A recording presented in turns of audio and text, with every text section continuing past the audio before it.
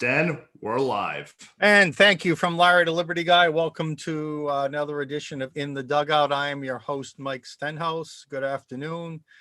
That terrific organ playing you just heard was, if you're old like me and used to go to Fenway Park as a kid, that was the famous John Kiley. His rendition of Take Me Out to the Ball Game that we all used to love to sing at the seventh inning stretch. I'm not sure I'm going to be watching or attending many ball games after Major League Baseball's stunt last week, at least not for the time being. I'm going to have to see if a lot of cocktails and a lot of time soothes my pain there. Okay, we have two sets of really compelling guests today.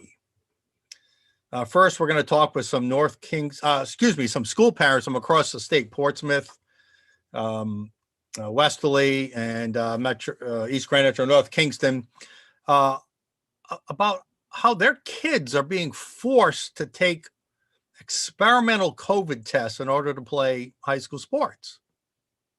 And these parents are concerned, if not outraged. And they're going to talk to us about that. So that'll be coming up in just a few minutes.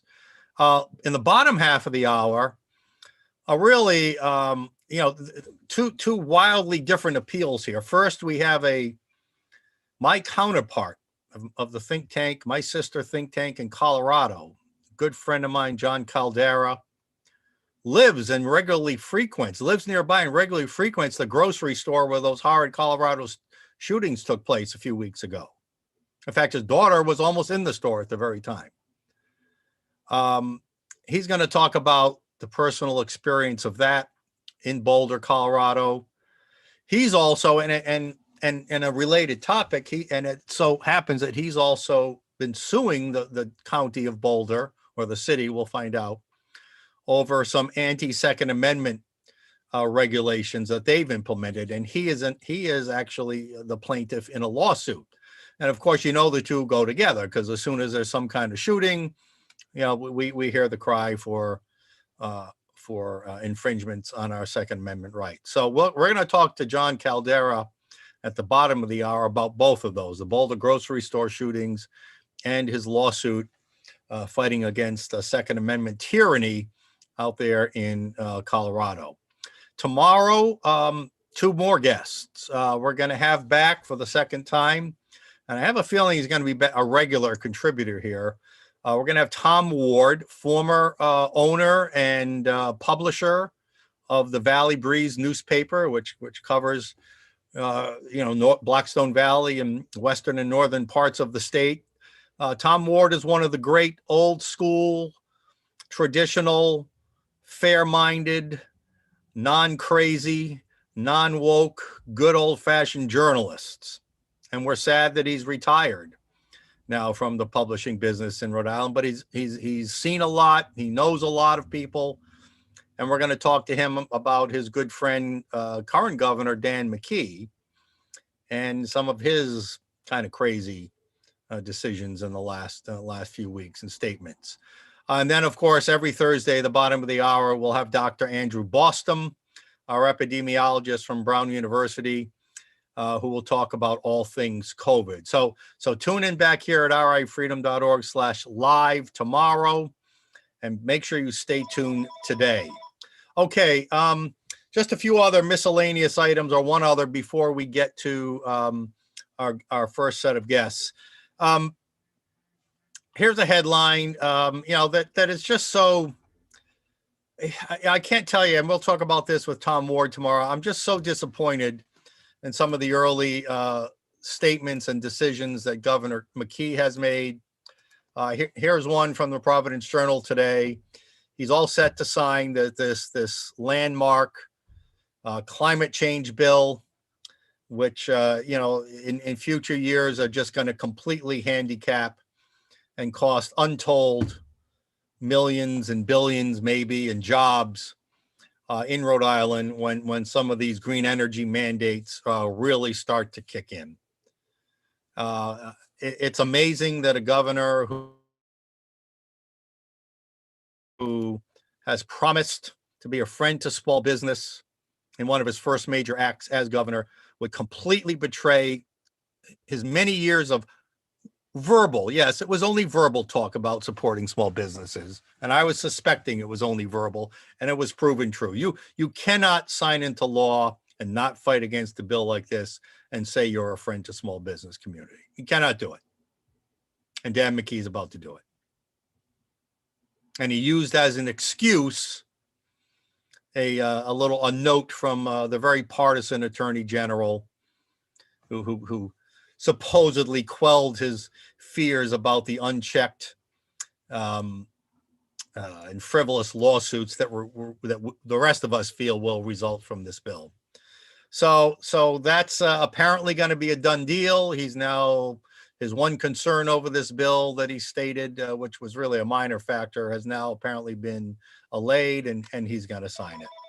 You know, today we're going to be talking to parents, and before we get into, here's just I like to do my little funny photos and things like that. So here's one. Speaking of parents, now in our state, many of our kids are not back to school. In other states, a lot of kids aren't back to school, California and whatnot. But there are kids back in school, and you know who's getting in-person schooling are the kids who cross the border illegally. So apparently many parents in California are dressing their kids up like illegal immigrants so they can get free in-person teaching. Just a joke. I'm sure we'll get criticized for appropriating Mexicans, but around here we don't care much about that kind of stuff. It's just a funny, everybody calm down, right? Just a little funny, calm down. All right, let's go to the major issue at hand. And let's bring in our guests. And as we come in, I'll introduce them to you. So joining us today from a new group that's just been formed called Rise Up Rhode Island. We have representatives from that group, Karen Ferris. Karen, say hi to everybody. Hi, thank you. Good to see you, Karen. We have Carol Dawkins from Westerly. Carol. Hi. Hi, Carol. And Karen, you're from Portsmouth, correct? Correct. And we have Rick Provost. Rick, how are you? Good afternoon, Mike. Great to see you, and thank you for having us on the show. All right. And you're a parent from what town? Also Westerly. Also Westerly. Okay. So your children, who are students in your various high schools, are being asked to take tests multiple times a week. How often? And these are experimental tests, right? And in order to be able to participate in school sports. So whoever wants to, who wants to start and just tell us, is that roughly what's going on? Go ahead, Karen. Yes. So right now, the kids have to test once a week in order to participate in the sport that they're playing. And who administers the test? Well, they do the test themselves. It's handed to them by an administrator. I'm not even sure because we don't go with them. So it's a self-administered test. Okay. Well, it's the athletic director in our school. The athletic director. They oversee it. So I'm going to share, this is a little meme you guys put together, or somebody from your group put together.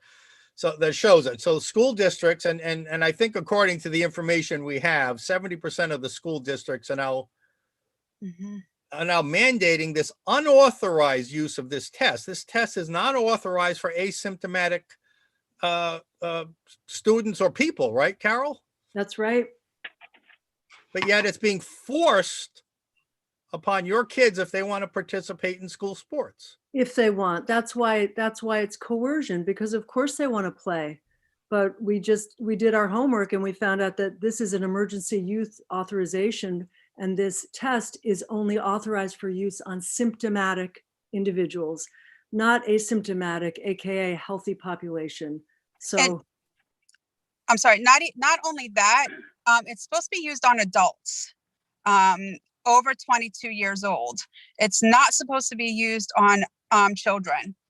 So that was something that was a big concern for us also. So Rick, as a parent, I mean, there's all million things we could say about this. What's your primary concern when you hear your kid is being forced to take a test that's unauthorized for his or her circumstance? Well, as one of the other moms had said, it's coercion, it's manipulation. And also there's no informed consent authorization here. So informed consent requires an agreement between the patient, in this case, the athlete or our children, and the clinician. In this case, there's no clinician, but whoever's administering the test or handing on the test, we're required to have some type of information on the test, the potential dangers of the test, and we're supposed to opt in with an agreement. So this is from a broader spectrum. This is You're affecting our exactly civil right. liberties. Yeah, and our freedom. informed consent is a tenet of medicine and of our civil rights. By the way, my producer just reminded me, we're in the dugout, so I'm going to wear my Rocky Hill hat. That's the only high school. It's a private high school. Oh, Karen, you've got your Red Sox hat. Way to go, Carol. Patriots. Rick. I'm the last guy standing, only because I'm with you, Mike. I'm on a temporary boycott of Major League Baseball. So the only baseball hat I found was the Red Sox. So I left it on the shelf until Okay. they take the politics out of Major League Baseball. Then maybe I'll wear it. Anyway. All right, you got it. All right, so let's get back to the matter at hand. I apologize for the interruption. I usually have my hat on first thing, but thank you, ladies, for playing along. That's awesome. So shows what great sport you are. All right, so first of all right, you're right. Informed consent. Are you as parents asked to sign some kind of authorization form to have this test administered to your kids? Yes, there was a blanket form to be signed, a Google Doc at the beginning of each each semester. So you sign it once to cover the whole season, but yet you weren't given all the information, right? You were asked to sign something basically that was blind, right? Yes, exactly. And it was your own research from your group that found out that this test, this Binax Now test, is not authorized for use with young people or for asymptomatic individuals, and it's being administered to young people who are asymptomatic, correct? That's right. Yeah.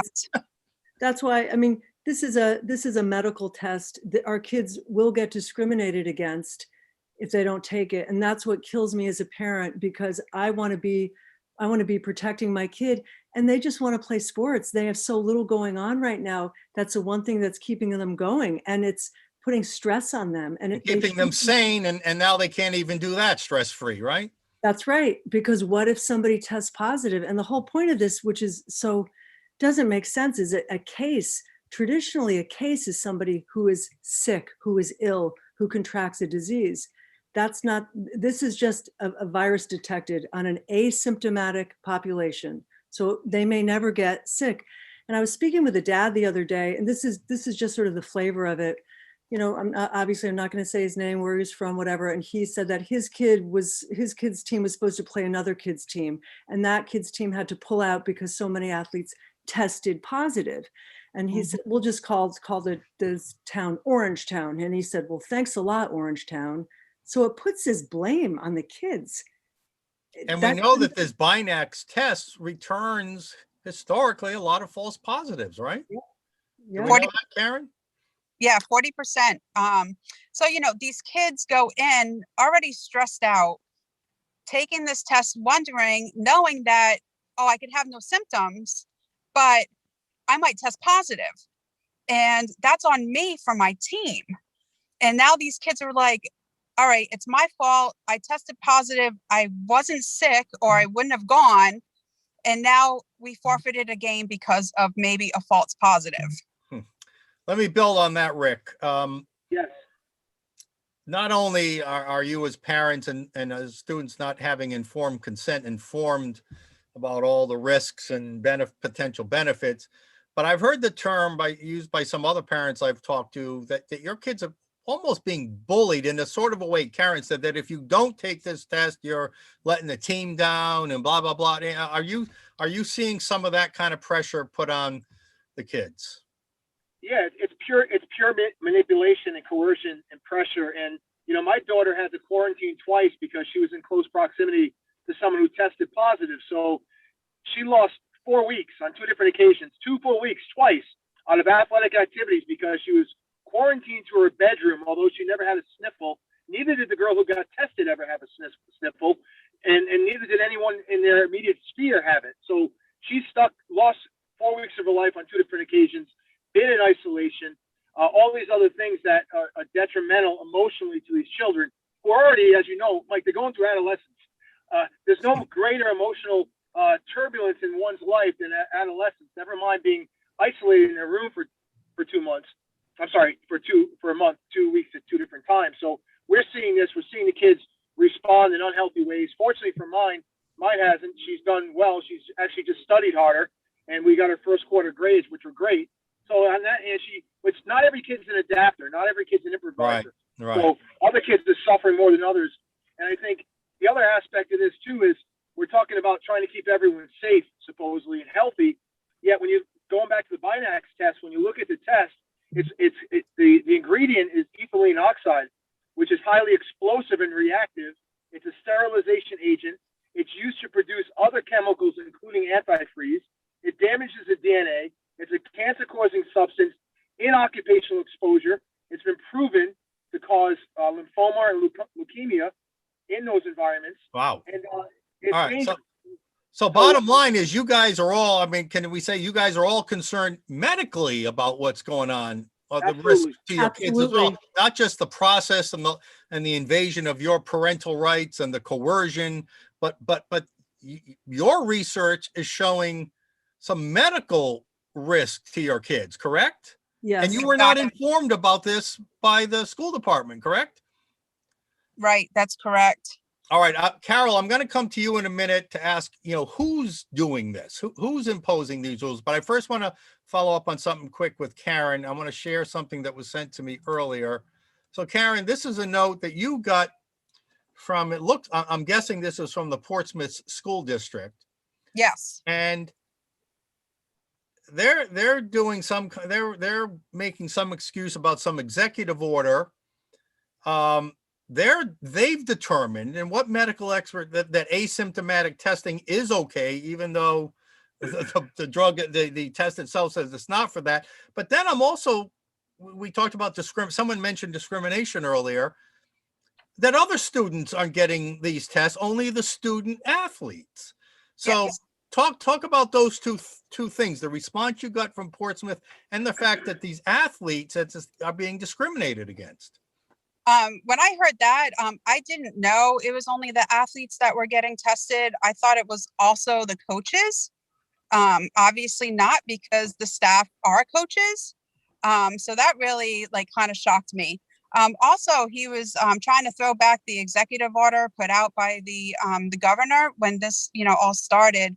And there was nothing in that executive order that said anything about schools. So I did respond back to him asking to please cite the area on that executive order that mentioned schools. I have not heard back yet. All right, Carol, as far as you know, who is imposing these testing mandates? It's up from what I have been told, because I obviously emailed and asked. I was told the Rhode Island Department of Health suggested, in other words. All right, so they're not mandating it. No, they're not. Okay. So is the Interscholastic League mandating? No. It's the districts and the superintendents.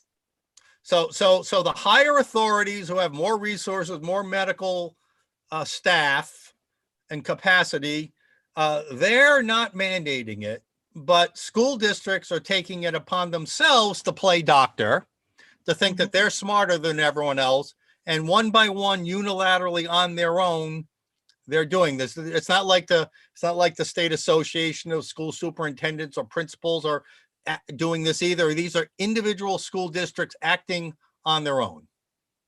Yes. That's right, Karen, right? I'm sorry. Yeah. And if you looked at my email response back, he did say that it was a Portsmouth decision, that they made the decision to do the testing weekly. Now, I know you guys have contacted the Interscholastic League and asked them to provide some guidance, but apparently they're trying to wash and say, hey, not our problem. Is that what they're saying, basically? That's just cowardice, right? This is the interscholastic league. You know, if I'm That's running, correct, Mike. yeah, if I'm running that league, Rick, I'm going up to the Department of Health. I'm getting a clear advisory from them. Should this be mandated or should not? Because all you guys are asking for is let us opt out, right? That's all you're asking for, That's isn't it. it? Well, let us opt out without being discriminated Right. against and penalized. And, That's and right. still allow my kid to play. That's If right. they're sick, you know, we're not going to send them to school. If they're sick, we'll take a test and we'll see if they have That's it or right. not, right? Exactly. So you're not saying no tests. I mean, you probably could say that, but you're saying just let parents have the option, along with our kids, to decide whether we want to participate in what should be a voluntary testing program. Is that That's it? right, because it just came down arbitrarily. And that's why I've just like, where did this come from and when and why? So, And, so and what justification? I mean, are there doctors on staff, high epidemiologists on staff at these school districts? no. No, Obviously not. nope. So what authority, what medical authority, when Portsmouth says, in Portsmouth, we have determined that mandatory weekly asymptomatic testing for student athletes is necessary. Do you have any idea, Karen, where the hell that's coming from? No, not even where it's coming from, but where is all the test information going to? You know, where is the That's another concern, right? The privacy of the data, right? Yeah. right? Right. Like, there's like, we don't have any clue being like turned over to the Rhode Island Department of Health, or we are just lost on that. We're guinea pigs. We're guinea We're pigs guinea who are And you getting know, that's the other penalized. thing. So about do it. you really feel like, does everybody agree your kids are guinea pigs for Yes. this? They're a lab rat and an experiment. Absolutely. Wow. Yeah. And you know, it's like Wow. too is like a lot of parents. I was a parent that was like, oh my gosh, at least my kids are playing sports, you know, thank God. And then I started getting a little bit more involved into the backstory of, you know, like the parents not attending games and now this. And I was like, oh my God, what if other parents that aren't as invested in knowing all this stuff as I am, how would they feel if they really knew the truth of what is really happening with these All right. tests? And that's why we have you on the show. So let me jump ahead. I know there's a lot more we could talk about, but we have about 6-7 minutes. I want to make sure we spend some time on this. So I'm going to share the screen. So we may still do some edits with this based on after you guys review it and some other people, but we've agreed with others in your group to set up a website that we can promote across the state for parents across the state to sign this form, which is going to send an email to officials at the Department of Health, the Interscholastic League, the Principals Committee, the Superintendent's Committee, to the DEM, and I forget, there's like 8 different emails that will get sent out each time somebody fills out this form, basically saying, no, mandatory testing for school sports, no, especially this controversial Binax test. And I want to give everybody the URL, and then you guys talk about what message do you want to give to parents across the state. It's all right across the state. It's allrightfreedom.org/rise up. Who would like to say what parents across the state should know? Yeah, I'd like to chime in real quick, Mike, and say that I think that if parents can realize that they do have a voice, because earlier we're alluding to the fact that how come this is going on? There's no direct mandate or order from anyone, okay? Yet they're still getting away with it. 70%, that's 70 out of 100 school districts, 70%, whatever the number is, but 70% of the school districts in Rhode Island are executing this mandatory test. It's coming from nowhere, but we've had some pushback and we've had some results. I understand in our group, one mom from East Greenwich pushed back against that school department, against the principal, and they honored it and said, okay, she's not required to test, or the child wasn't required to test. Yeah, and I'm convinced too, if we can get a good following, and I ask you, and That's right. we will send out an email this weekend to but I ask you guys to promote this, that they will buckle on this, because they do not have medical science on their side on this. That's correct. They just need to be called out. I mean, this is, I won't involve you in my politics, any of you, but you know, this is just another example of government overreach. You know, these are government schools primarily, trying to control every aspect of our lives, what we can do, what we can't do, what we have to do if we want to do that. and it's got to end. It's got to stop. And it's great parents like you standing up that will make it stop. Who else would like to talk on behalf of parents or somebody else out there who might be watching? I'll speak. I think, even some parents are still, when I try to bring it up to them, they're like, well, they're playing, no big deal, it's only a test. But they really just don't get the damage, like mentally and, physically, that's really happening to these kids, from stress to damage that's going in their nose. We don't know. I think they need to really think about their kids and not about the sport itself, and say, what, research and look at what is behind this test. I just think that they just need to open their eyes and listen to us that really have done the homework and looked into what's happening. Carol, let me ask you about this.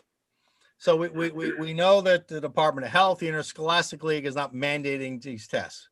Even Gina Raimondo, who started this program with winter sports last year at a smaller level, and it's since grown, as Rick said, to about 70% of the school districts now for spring sports. And by the way, who knows what kind of mandates they're going to be imposing, who can go to graduation, who's going to need vaccines next fall, who's going to need to jump through this hoop in order to do that. I mean, we know that more is coming, right?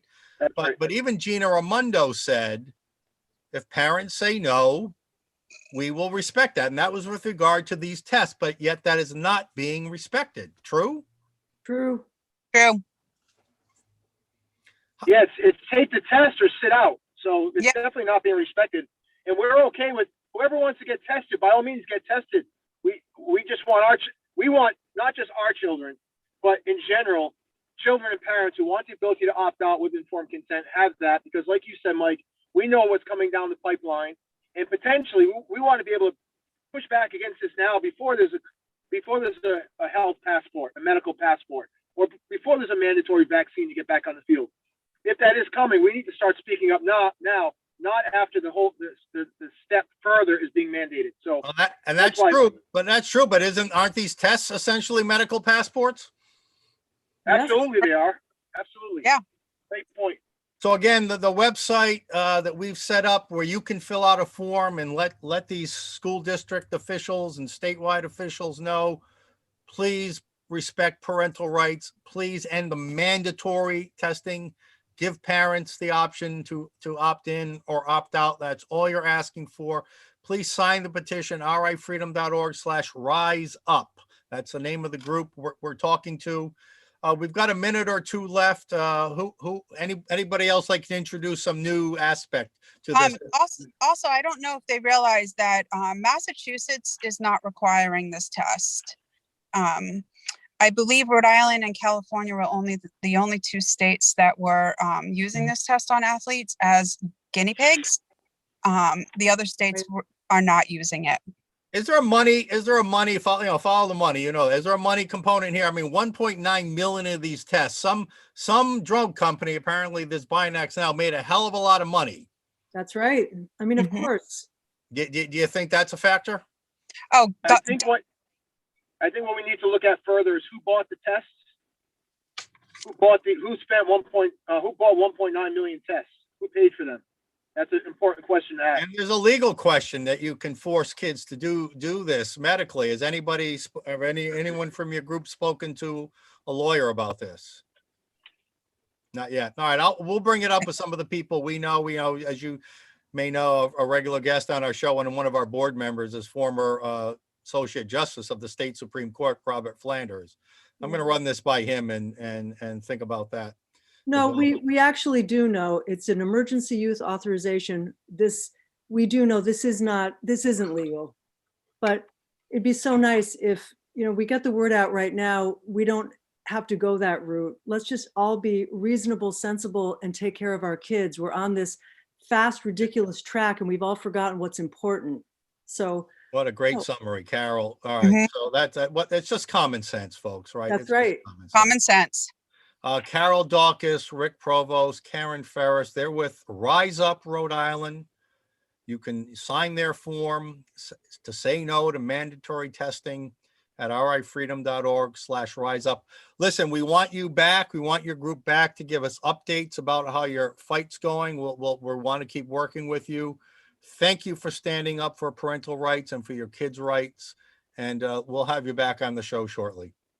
You're welcome. Thank you for having us, you. Mike. All right. Godspeed. Friends, big government control is everywhere. This is the game plan of the left to control more and more aspects of our lives. And here they are doing it. You heard them say bullying, coercing their kids to take these tests. Guinea pigs, lab rats. This is how they feel their kids are being used by public schools. So let's shift gears now. And let's bring on my dear friend, John Caldera. Welcome to In the Dugout. How are you doing out there in Colorado? Well, I was heard I was supposed to wear a baseball cap, but when you have a head of hair like mine, you don't like to cover it up. But I was able to. Well, indulge me for a few minutes. So I found a Make Colorado again that a friend gave me. So I've got that one on, but I wouldn't want to, cover up that beautiful face of mine. No, actually, that works out pretty well. It is a beautiful face, but I would cover up that beautiful face of yours as long as that beautiful mouth of yours, that wise ass mouth of yours, never gets covered up. Now, let me introduce John to our viewers here. John is one of the senior think tank founders and CEOs in our whole state policy network. He was one of the people that mentored me when I started the Center for Freedom and Prosperity. Don't blame your failures on me. And it's all on you. And you run the Independence Institute out there. How long you been running that, John?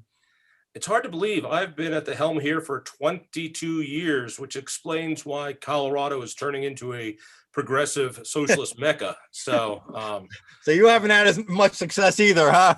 No, actually, you have had a lot. No, you have had a lot of success. Yeah, we've had lots of success, but the demographics in my state are changing dramatically, and the left has a way of investing very long term in ways that I think a lot of conservative donors don't see. So conservative folks keep investing in the next politician. At Independence Institute and what you do at Rhode Island, we invest in the next infrastructure. We invest for the election that's 3 cycles down. Yep. And it takes a long-term vision, a different mindset. And the left, I've got to be honest, just does it better than we do in Colorado. That is, they have a lot more funding and a lot more patience. And now, some 20 years later, they are reaping the rewards, not only in Colorado, but around the country. Well, that's a whole nother topic. Maybe we'll come back to that, but I want to get to the point at hand. Now, as you, if you're watching, you can tell John, John is one of the most respected thinkers in our movement, but John is also a wise guy. All right. He'll admit it. He's a wise guy. So John, when I saw your email from about 2 or 3 weeks ago, even your emails are always wise guy. You're always making some cynical thing. But when I saw an email from you that had such serious personal undertones about this tragedy of this Colorado grocery store shooting, not only were the details in the email you sent out to your supporters, of which I'm one, shocking, but just to see that change in tone from you, this sounds like this event kind of shook you a little bit to the core. Tell us about your experience with that and your proximity to the store. Yeah, so the King Soopers, which is part of the Kroger brand out here in Colorado, the shooting that I'm sure everyone has heard about that happened in my hometown of Boulder, Colorado, happened at the very supermarket that I shop at once or twice, 3 times a week. Wow. It's the one that my ex-wife was in just a couple hours before. It was the one that our babysitter was walking into as people were fleeing. No way, really? And it's the one that if my daughter didn't get in the wonderful teenage way that it happens, get the wrong time to go to the doctor. She was supposed to go pick some things up from the store about that time. And so it's just a couple blocks away from where I live. And I'm a very pro-gun, pro-Second Amendment activist. And I wasn't always. I used to be very, very anti-gun. Huh. And when, I'd be happy to tell you the story of the conversion, but I Yeah. will say when a killing like this happens in your neighborhood, it really shakes you. And it really does when you think it just could have easily been someone that I love dearly. Someone that I know, but not very well, was killed in it. And it hits home. It really shakes you to your core. And it reiterated to me why those people who hate guns, like I used to, understand the way what I just said, feel the way they do, is that they want to feel safe. They don't necessarily want to be safe, but they're looking for some sort of sense of relief, sense of safety. And when it happens so close to home, it's brutal. Wow. I mean, I was chilled reading your email. I can just imagine, like you said, how you were chilled to the core by it. So what, just technical, I mean, legally, from a news, I mean, it hasn't been in the news out here as much lately, but what is the latest on the shooter, on the motives? What can you tell us about that? We don't know. And in fact, it's Still. been very frustrating that the police have not been very cooperative in getting out information. I wrote a recent column for the Denver Gazette about this. There was a heroic cop who rushed in, and We heard about him. Yeah. there was a citizen journalist, or so he calls himself. And in this case, I think it's a accurate portrayal, who live streamed what was going on from outside. And if you watch that, you see that almost immediately police are on the scene. And almost immediately after, the police seem to multiply until you've got what seems like scores of cops all surrounding the front door, climbing on the roof, but they didn't go in, even though their colleague was laying dead inside that store. That sounds like the other shooting. Where was that one, in Florida? Well, that's what happened in Columbine. And by the way, I want to make this really, really clear. We don't have all the facts. There could be very good reasons for what we saw on that video. I'm not trying to second guess what the cops did, but I am questioning what the cops did. And I would be happy to be prove that they did everything as best as they possibly could. But what we learned in the Columbine shooting was that we thought it was a hostage situation, very much like before 9/11, we thought when hijackers took over a plane, they wanted to go land somewhere. Yeah. And so the operating system was you work with the hijackers and hopefully get out live. Today, if there was a hijacking on a plane, the cops or the pilots would never open up the now bulletproof door for them to take over. And every passenger would attack whoever it was because they know what's at stake. Columbine High School back in 1999, it was the same thing. So we had law enforcement just waiting around, because that was a standard operating procedure. It was a painful lesson. When a mass shooting came years later at the Aurora Theater here in Colorado, that tough lesson learned saved lives. Police didn't wait a moment to enter into the theater and engage the shooter, which stopped the event instantly. Matter of fact, they were so well trained that they didn't wait for ambulances to come to take out wounded. They threw them into police cars and sent them to different hospitals. But yet that didn't happen here, huh? Yeah. Yes. But I'm wondering one, was something different here, because it sure looks that way to me. And I've always been fascinated by what fear does. Fear is the motivator. I think after this ridiculous COVID experiment that we've had over the last year, it has been a lesson on what a little bit of fear ramped up by a media that now finally feels important and feel like they're saving lives. What that stoked fear can do in the way of policy, and watching so many states go shut down, including Colorado, and education systems put on hold, and kids' lives being put on hold. Yep. And so it really hits me about what the fear over this very rare event is going to do to our freedoms. And I realize our enemy is not a shooter. Our enemy is fear.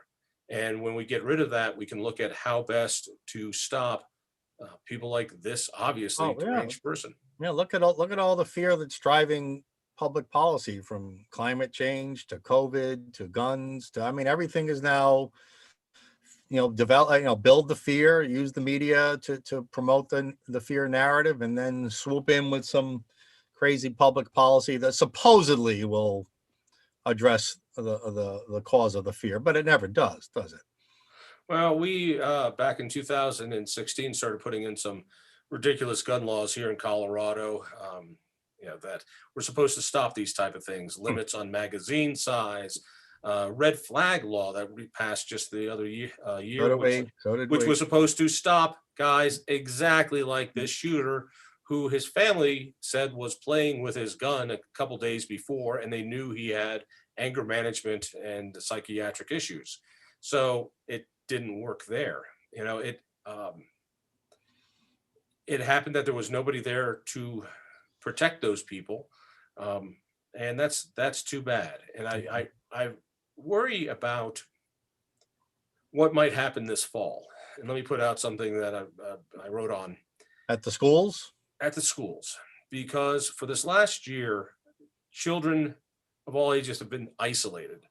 We've all been put under house arrest, and particularly for kids who are going through real difficulty, real isolation, to have a full year to stew in anger in their parents' basement, to plan and to do whatever. I would not be shocked. Wow. I would be saddened to see incidences of violence happen when school does start coming back. And I wonder if our schools and our places are ready for it.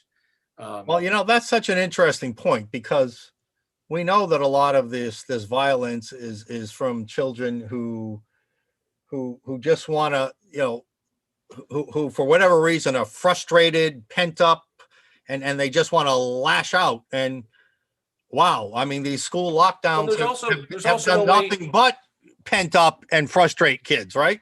Yeah, there's no way to intervene if they're not going to school. One of the statistics early on in these lockdowns that was just remarkably telling to me was automobile thefts were rising at a pretty alarming rate, but the cases of reported child abuse dropped like a stone.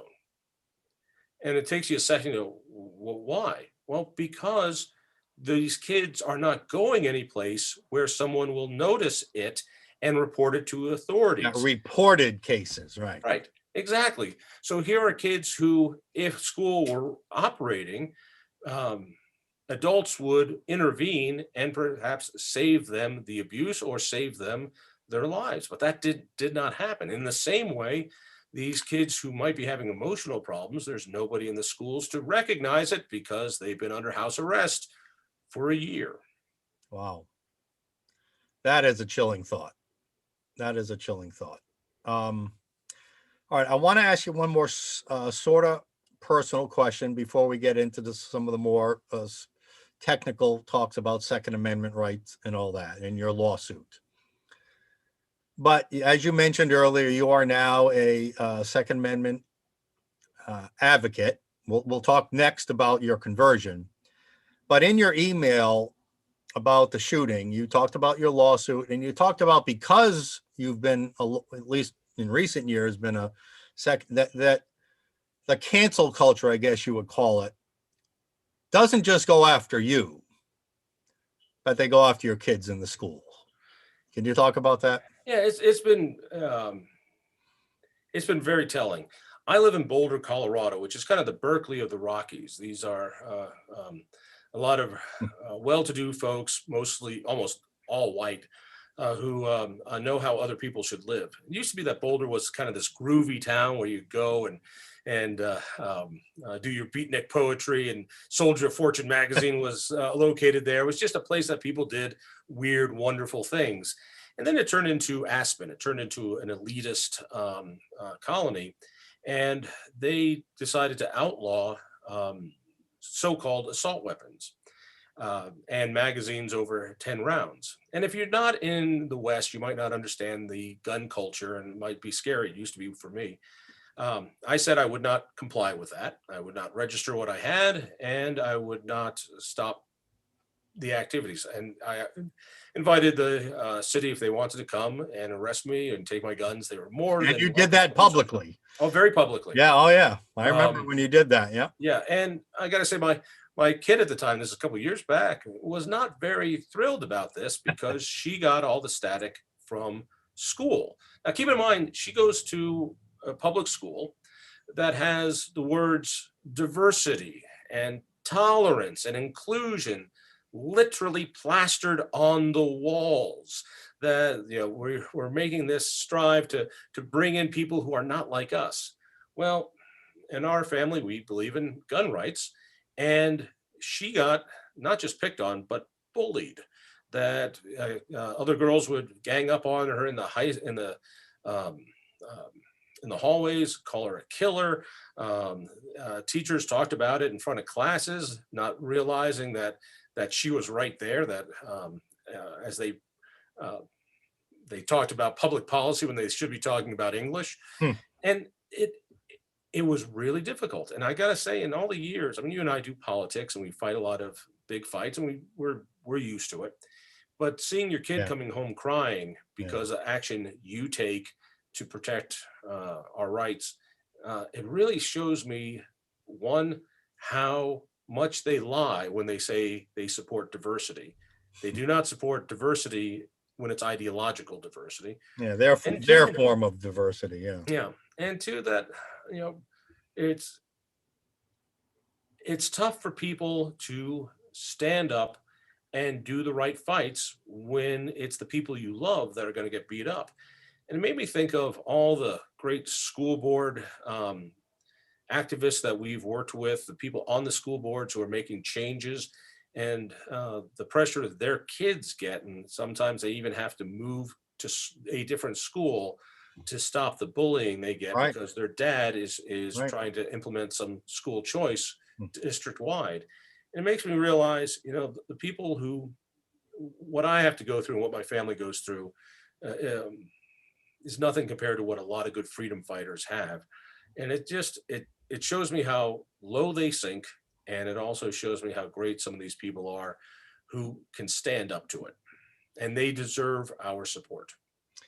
So you are now, I'd like you to combine two things into one response here. Describe your conversion and how it led to you being a plaintiff now in a lawsuit against what you called the so-called assault weapons ban. So walk us through that.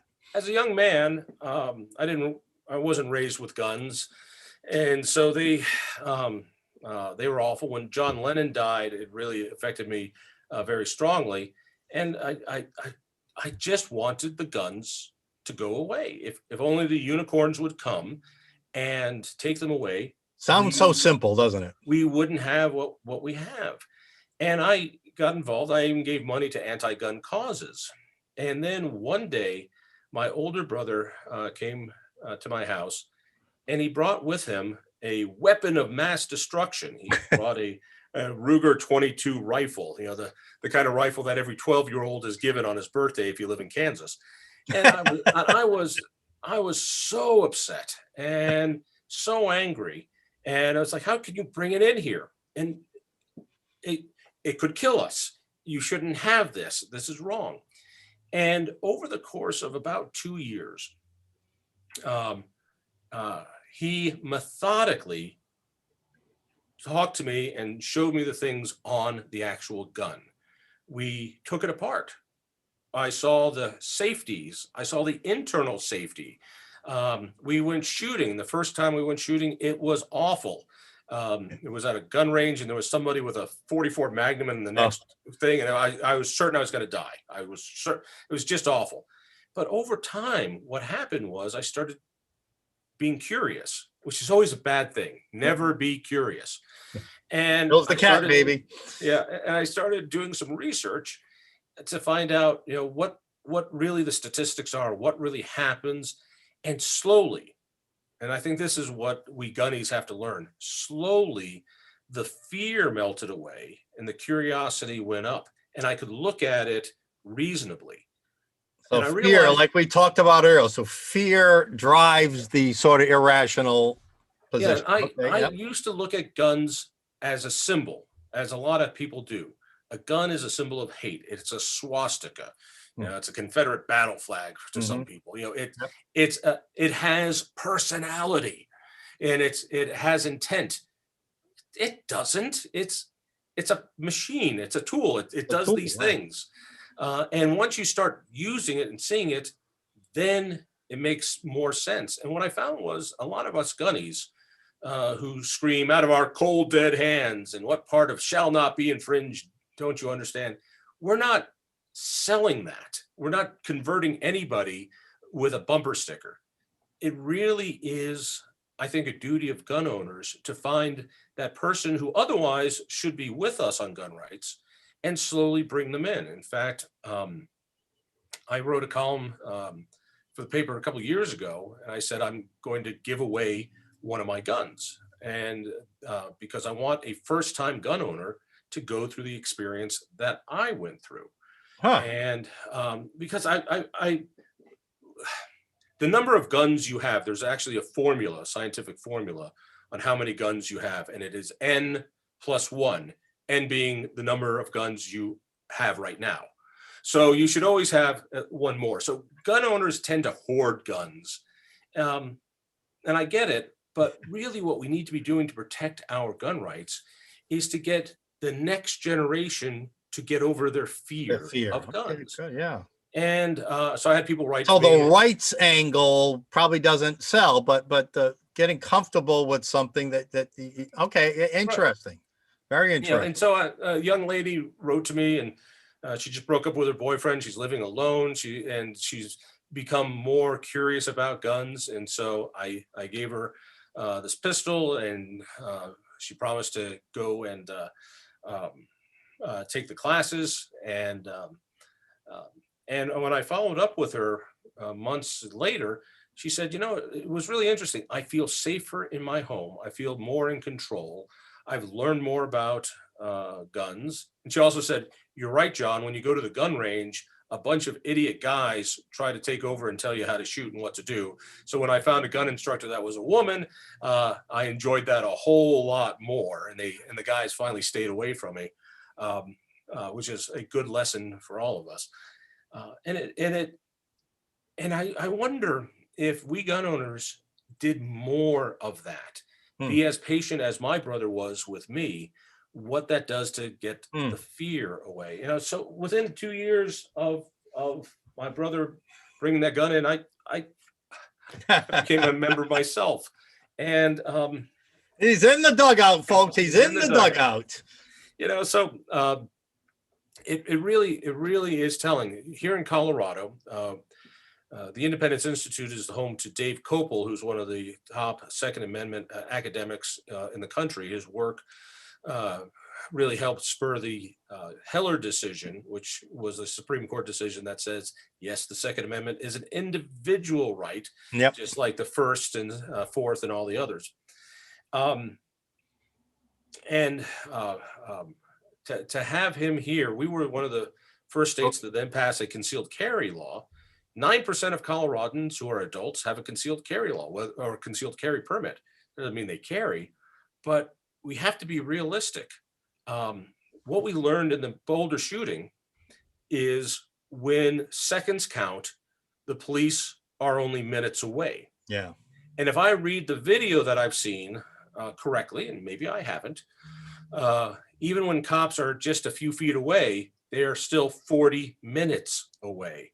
And so realistically, we need a society which is safer, and that means with responsible people. Personal ready to protect us. responsibility. Exactly. Yep. Yep. Let me tell you the real quick story of the New Life Church in Colorado Springs. I don't know why. All right. You got to tell me about your lawsuit too. Oh, okay. I don't know why Colorado seems to have so many of these mass shootings. It Yeah. seems to be a mecca for it.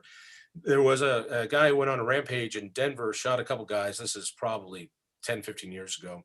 Went down to Colorado Springs and went to one of these large churches. There were hundreds, if not 1,000 people there, and killed 2 people, was on his way in when a woman who had a concealed carry permit shot him dead and saved who knows how many tens and tens, if not hundreds of lives. He had something like 1,000 rounds of ammunition with him. So police can't possibly respond that fast. And so we don't talk about that woman nearly as much as we talk about what happened in my supermarket. Right. So when City of Boulder put in this ban on so-called assault weapons, I said I'm not going to do it. And I brought up a federal suit against it, as well as some friends of ours did a statewide suit saying it's against the state law. There's one. Ours was on hold until that one got solved, so I was no longer a criminal for about a week before the shooting, and then letters to the editor claim that I'm responsible personally for the shooting, which is, which I don't understand the thinking, and now I'm worried about what our progressive legislature is going to do to our gun rights. We keep putting the X on the wrong thing. I saw a meme the other day. It said, government's going to take away our guns because they can protect us. The government can't even protect us from telemarketers. So we haven't had the mass shootings like you have, but we are also, facing, I don't know, is Michael Bloomberg active with the anti-gun groups in your state? Because absolutely, that's where the funding comes from. Yep, he's very active with the I don't know what they call them. I forget, moms. They wear those colored shirts. Yes, moms demand action. Again, what a remarkably emotional, fear-driven tactic that they have. Scare people, moms, into action. Well, we all want these things to end. So it keeps coming back to this question. Do you want to feel safe, or do you want to be safe? And if you want to be safe, it means you've been thinking about this much more dispassionately and wondering, how do we protect people when there's 400, 500 million guns in the country? And the idea on so-called assault weapons, I've heard people call these weapons of war, including one of our congressmen, saying this is the same weapon I carried in Afghanistan, which is a bald-faced lie. Right. One is a machine gun that can do fully automatic. Firing. Yep, fully automatic. Yep. The other one is semi-automatic, just like every other gun you see. It just has a more durable plastic outside, and it has a pistol grip, which makes it easier and more accurate to shoot, and it's more durable. I did a video. I have when I was explaining the lawsuit, and I held up a rifle of mine with nice, beautiful wood stock. And I said, this is legal to have in Boulder. It's a gun. And then I took off the wood stock and I put on a polymer folding stock and put in a large magazine. Took me 20 seconds. Yep. And then I said, now this is illegal. Now the gun part hasn't changed at all. Right. The only thing that's changed is it now has a pistol grip and it looks mean. And so, talk about discrimination. If I do this, now I'm a criminal in my hometown of Boulder. I put the nice wood stock back on it. It looks like a nice rifle, and I'm okay. That's how insane this is. But if you're fear-driven, you're not going to know this until somebody takes the time, and I do mean months, maybe years, to get you familiar with it. Yeah, and what you said earlier, feel safe or be safe, but even feeling safe, that's a pretend feeling safe. I'm gonna support or pass some piece of legislation so I can pretend that we're all gonna feel safer. Nobody's safer with these pieces of legislation. With any legislation, you wrote in your piece that the left was saying that if we passed gun controls, that shooting would never have happened. You say what? I say this, for nearly 2 years, Boulder had a ban on the type of weapon that this guy used. There was not one instance of a citation for anyone breaking that law. And I was publicly well known breaking that law, as were plenty of others. And even if the law was in effect, this guy lived in a different town. Um, and so when he crossed, but he wasn't going to bring it over to Boulder because when he crossed the, or he wasn't going to. Because he might be doing something illegal. Yeah. Okay. Right. Yeah. Or he wasn't going to do the shooting. When you look at the FBI statistics, long guns are used in about 4% of all gun-related killings, just 4%. And modern sporting rifles, what people call assault weapons, is a tiny fraction of all weapons. So statistically, if really you want to stop violence, you realize that picking on so-called assault weapons is nothing more than virtue signaling. It's Just to make you pretend to feel good. That's my Right. point, right? The same weekend of this shooting in my hometown, there were 23 people shot in Chicago, the most heavily anti-gun city No, in the no talk country. about that, is there? Nobody talks again, as someone said, when it doesn't rock you. It's only these mass shootings that seem to get people's attention. But I tell you, if you're the mother of someone who was killed in Chicago, maybe you're looking at this going, that's not the real problem. Yeah. The real problem is that we've got these criminals out on the streets, and we're not giving people the mental services that they need. And people love simple answers to complex issues. Like we said earlier, it's so easy to blame it on that mean gun. That's why the emotional advantage goes to people who want to disarm us.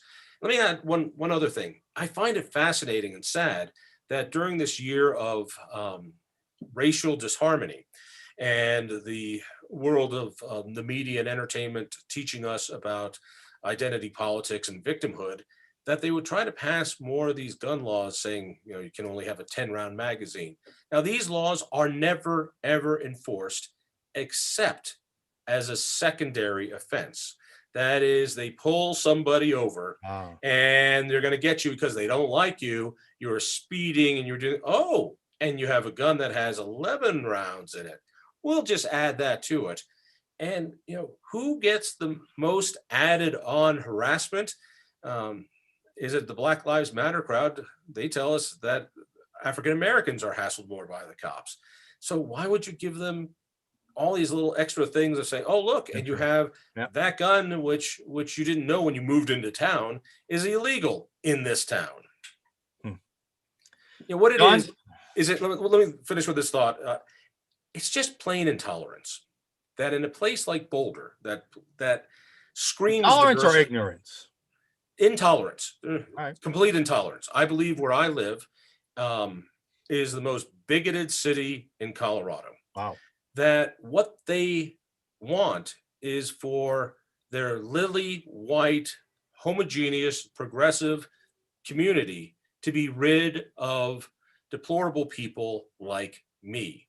They want to put a big sign out that says, if your lifestyle is a gun lifestyle, if this is your lifestyle, then we don't want you here. If you move here, we can arrest you for the guns you have brought in that maybe you've had your entire life. And they feel so safe now in their homes, don't they? And they don't see it as intolerant. They go to bed at night feeling that they're teaching acceptance intolerance, when in fact, they're doing just the opposite.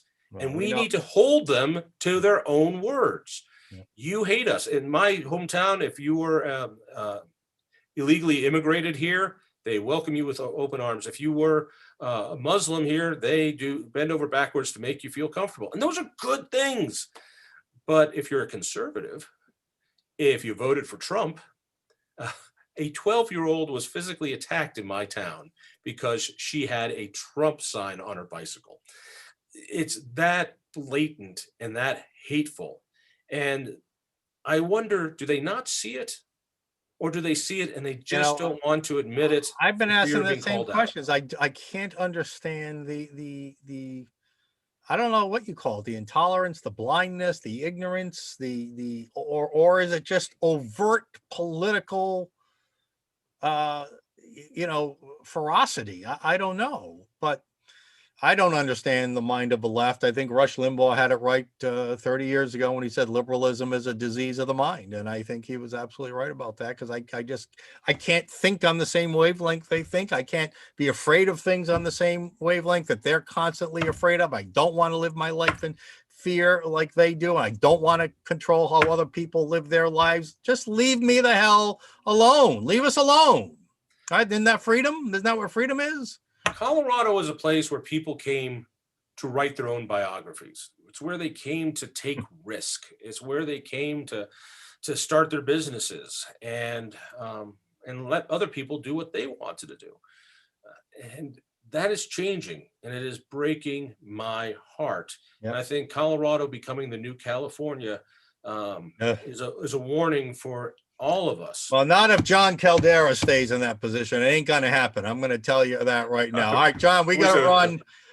Thank you. Wow, what compelling words today on all fronts. The person. I love what you do in Rhode Island. What you do there is so important. Even though you and I made it clear that Rhode Island shouldn't even be a state. It's ridiculous when you live out west that you guys get 2 senators. I don't know how you pulled that off, and they're always lousy senators. Well, and our friend up in Massachusetts said, Rhode Island, what's Rhode Island? A beach with 2 senators. That's it, right? But the work that you do is so crucial, and I hope the people who are watching get more involved with your organization and really help the Rhode Island Center to take on these fights. What you've shown, Mike, is that you can win at these fights even in enemy territory where you and I are. Sometimes if we're smart enough, yeah. So anybody who's watching, please help Mike out in this right. venture, and send him your support, both in good wishes and some cash, because he'll make your life better. John Caldera, one of my early mentors, and it's his fault, folks. If you don't like what we do here, it's his fault right there. John, hey, we'll see you soon. I hope to have you back on the show. Keep us posted on your lawsuit. Love to do it anytime. Take care. Thank you, John.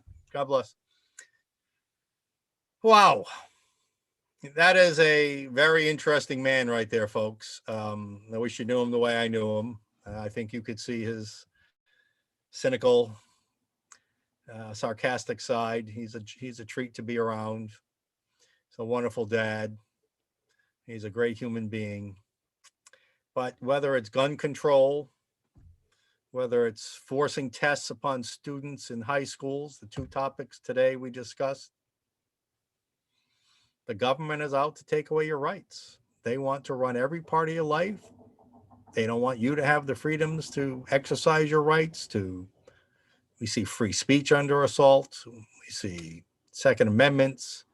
We see Fourth Amendment violations during the COVID. These people can just go into businesses and shut them down or search them to see if they're keeping enough distancing or have plexiglass up or whatever the hell the case may be. And now, as we saw earlier in the show, parents not even having the option to opt out their kids from these controversial and inappropriate tests. The left, the socialists, the progressives are coming after every aspect of our life, folks. Tomorrow, we'll talk to Tom Ward from the Valley Breeze, former publisher, and Dr.